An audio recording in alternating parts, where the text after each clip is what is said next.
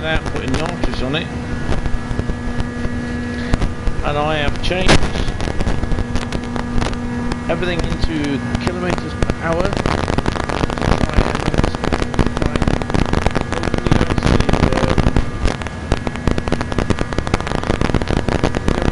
hopefully the tuning.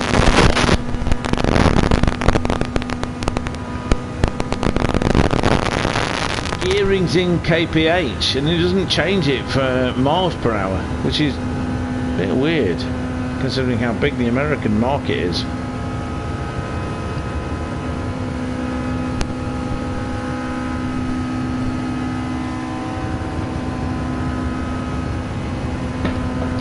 So this is 2 laps to make a bit of money with this car. Saying these things.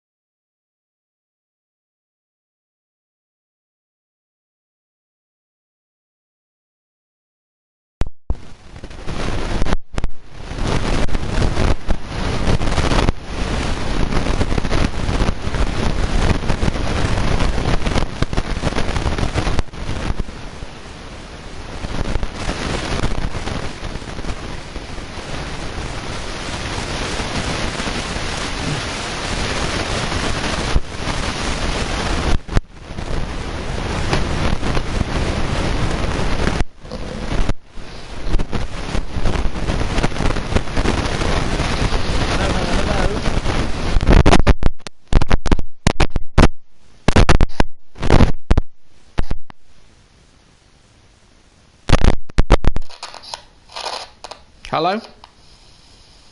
Hello? Hello? Hello? Oh, God. Hello? Hello?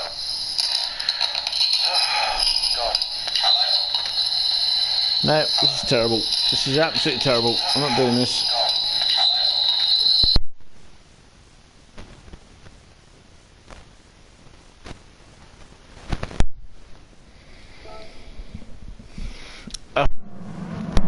So this is not...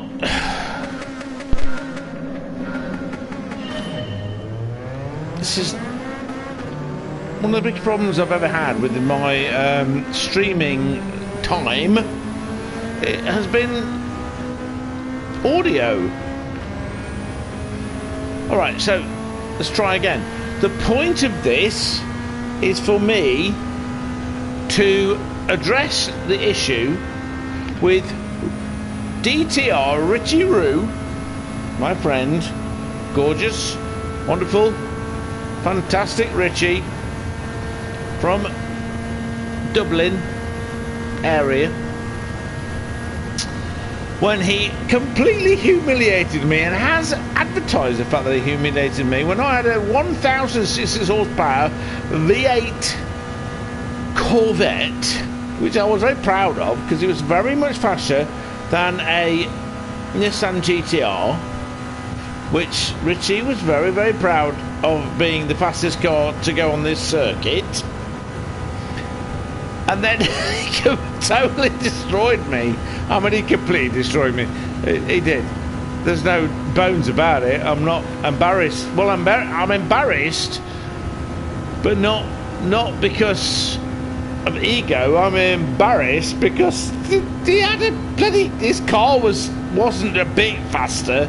It was 30, 40 miles an hour faster on a straight.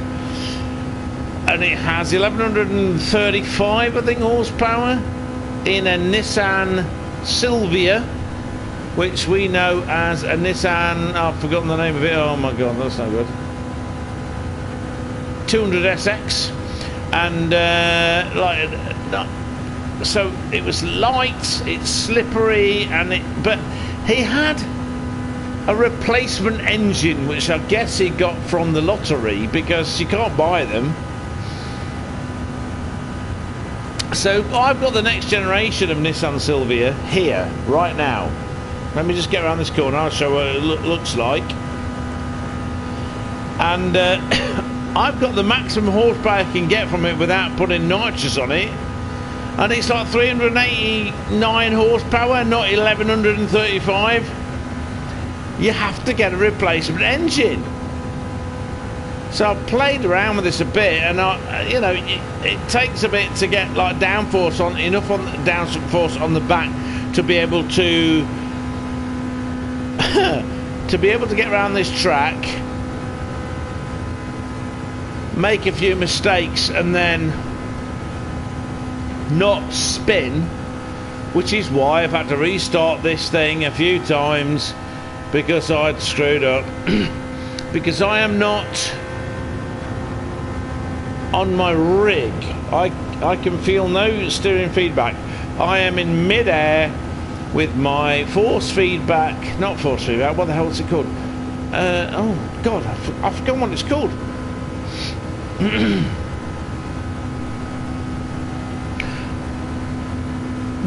The control pad in mid-air thing, whatever that's called, I forgot what it's called.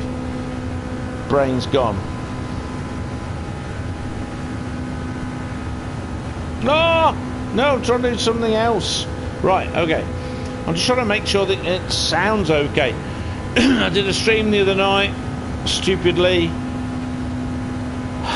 on Mass Effect, and it crackled with the same headset I'm using now. It's like the crackle. The sound is the biggest problem I have. The sound is the biggest problem I have. I want to find a Bluetooth attachment to the PlayStation or to my everything that allows me to crackle free talk. Not that I need to talk much these days. I mean, it's like, you know, I've disappeared and backed off for a reason. Anyway, so my wish list number one is for my seats to be fixed so I can drive badly. Something that feels closer to a real car. Not actually a real car, not close to a real car, in fact, but closer to a real car, in so that I can drive it in a way that makes sense to me. I am incredibly disappointed with Gran Turismo 7, not with the inception or the beginning of it. That was pretty good to me. It felt like a car, and you can only go by the feedback of the steering. And then of course all these 10-year-olds and 50-year-olds that have never driven moaned, it's not like Gran Turismo Sports, to which I say, No shit, Sherlock. It's meant to be better. It's meant to be more like a car. It's meant to be better physics. But no, they didn't want better physics. They wanted the same game. They wanted the same game with better graphics. It's just annoying as hell. There's a few of our community, of our friends in the community that we love, and we love dearly, who've never driven a car. Never driven a car. And I've spent 30, let's see, I started driving in 1987, passed my test in 1991, you know, that long, driving, real cars. I have listened to multiple racing drivers talk about how you feel it through the seat of your pants. You don't feel sim racing through the seat of your pants, you feel it through the steering wheel. I'd love to drive like what do they call it, a force feedback, haptic, whatever, braking and all that kind of stuff. But you can't feel what's going on. It's all to do with your eyes and the steering. That's all you got. And it's not enough for me. It's not enough for me. Not even close.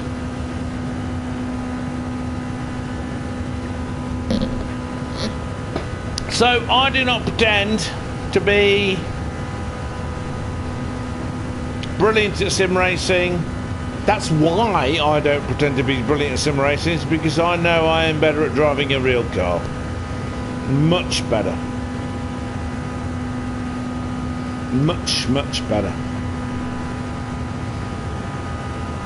I watch a lot of dash cam videos, you know, like on Instagram and on YouTube and stuff like that. You know, of idiots driving. And it's like 99% of them don't look where they're going, or they don't care. Or they don't care. They think they're safe. The ones that frighten me the most are the motorcycle ones, because I ride a motorcycle, or I used to, and you know, I have issues with motorcycling, and the issues I have is the attitude everybody else has towards a motorcycle. Number one, safety. You're on a motorcycle, you hit something, you are injured. End of. You are injured. There are three types of motorcyclists. There are young, stupid motorcyclists. There are young, sensible motorcyclists, and there are old, sensible motorcyclists. That's it. Because if you hit something or make a mistake on a bike, you are going to get injured. So you better bloody well be looking around. You better be aware of what's going on. You better anticipate things. Now, these are things that should be apparent and normal for car drivers, but the problem is that cars are so safe now that everybody thinks they're going to be okay, so they don't care. And what I've noticed on these dashcam videos is that the horn is the first thing people hit. Nobody hits the brakes. And then you have people who take avoiding action and total a car at fairly reasonable speeds. Why is that happening? What the hell? Why is that happening? I also subscribe to a channel called Just Rolled In. Just Rolled In shows mechanical issues of idiots, mostly in America, where they just refuse to fix things. I mean, they must drive around illegally. I mean, in Britain it would be totally illegal to drive around in the state these cars are in. But America's a big country, you know, it's a big country.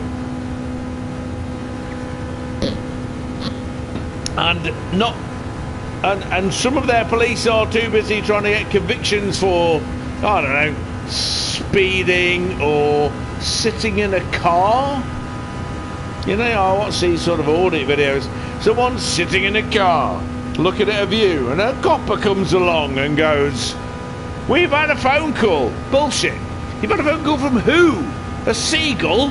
What the hell? We have had a phone call. We are doing a safety check. Can we have your ID, please? And they call them First Amendment audits. You don't have to give your ID unless there's what do they call it? Oh, I forgot the phrase. There's a phrase. That's interesting because I there are a number of coppers that don't. I mean, there was one, a very famous one, where a guy can't say, articulable something offence. Anyway, that's America. In Britain, that's not the law. In Britain, if they ask for your ID, you got to give it to them or you can be arrested. Whatever. Anyway, that's it. That's it. I would prefer... I'm only 8 seconds behind. That's not bad, actually, when you think of it. Sylvia K, 1990. So this is newer. This is a newer. So S13, I think, is the code for the car. This is newer than Richie Roo's. His was an 88 or something. But I came second and I still got more money than I get. So at the moment my rig is broken, so I can't use the wonderful G29 system that Mikey got for me and gave me as a wonderful present. But me and Ant are in process of fixing it. Other than that, it's going to be 300 quid to get something decent. I ain't got 300 quid. So, also, that rig, which is a Playseat Challenge, is physically the best rig for me in the situation I live in my flat. I can push it in a corner, it's light, it's comfy, all this kind of stuff. So I'd rather fix that than get some big heavy thing that I can't fit where I want it to go. Anyway, when that happens, I will be back racing badly, trying to improve and all that kind of stuff. Until that happens, I just go on here to make money. I simply don't understand why I keep...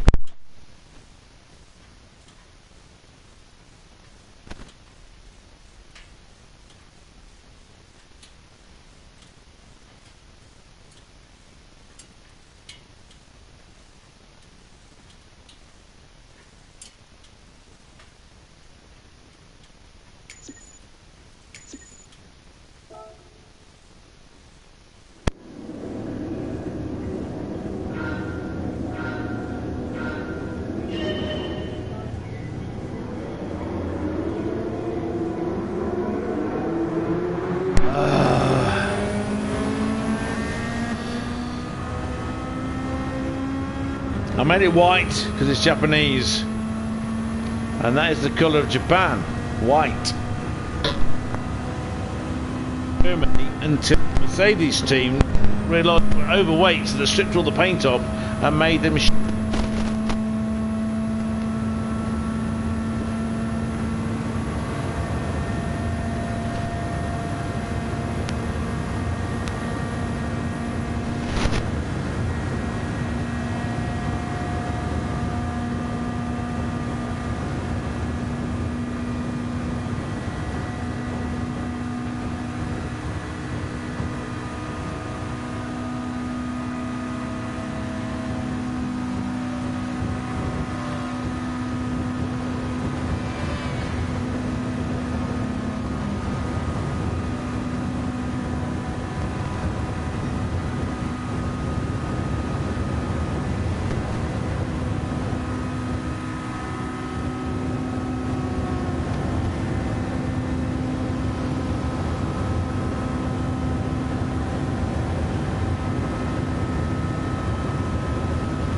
Powder blue that they call something blue. That's obvious because blue's blue, idiot. And America was red, and then American.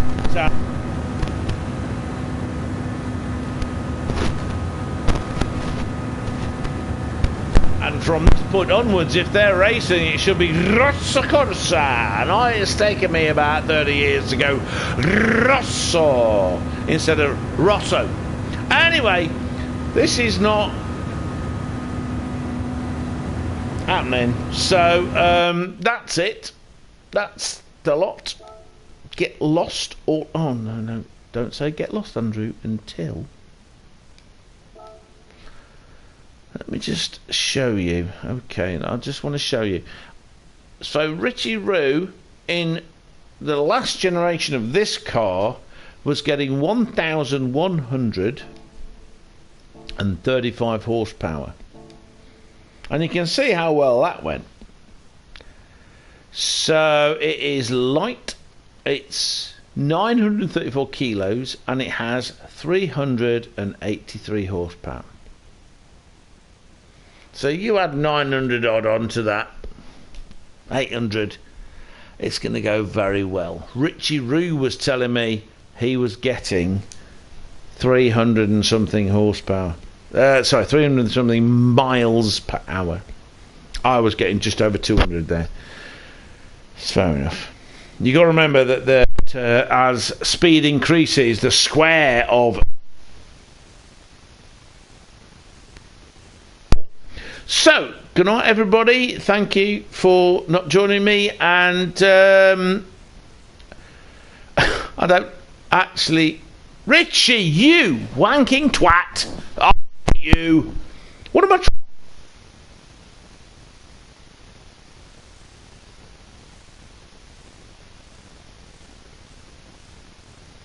Of an approach to get me home back. That's it. That's what it is. It's revenge. That Rowengi, and for anyone else listening who doesn't know what Blackadder is, it's second something. I will have my. Anyway, that's what it's. Can barely understand. Yeah, well, you know, that's how it is.